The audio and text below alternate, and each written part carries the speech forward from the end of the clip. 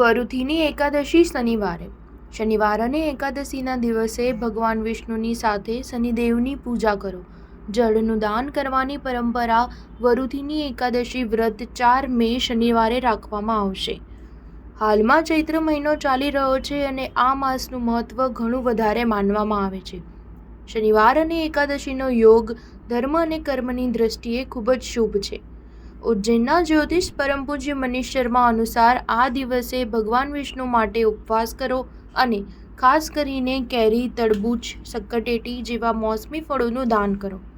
વરુથીની એકાદશીના દિવસે સવારે વહેલા ઉઠો અને સ્નાન કર્યા બાદ સૂર્યને જળ અર્પિત કરો. પાણી અર્પણ કરવા માટે તાંબાના વાસણનો ઉપયોગ કરવો જોઈએ. ઘરના મંદિરમાં ગણેશજીની પૂજા કરો. ભગવાન ગણેશને જળ અને પંચામૃતથી સ્નાન કરાવો. વસ્ત્ર, હાર અને ફૂલોથી સજાવો. ચંદનનું તિલક લગાવો. દૂર્વા ચડાવો, લાડુ ચડાવો, ધૂપ અને દીવા પ્રગટાવો. શ્રી ગણેશાય નમઃ મંત્રનો જાપ કરો.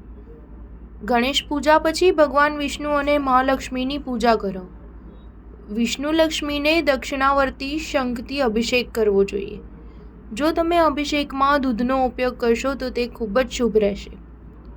હાર, ફૂલો અને કપડાથી સજાવો. આ પછી તુલસી સાથે મીઠાઈ અર્પણ કરો. ઓમ નમો ભગવતે વાસુદેવાય મંત્રનો જાપ કરો. અગરબત્તી પ્રગટાવીને આરતી કરો. સ્ટાર ન્યૂઝ 7 હંમેશા સચ્ચાઈની સાથે.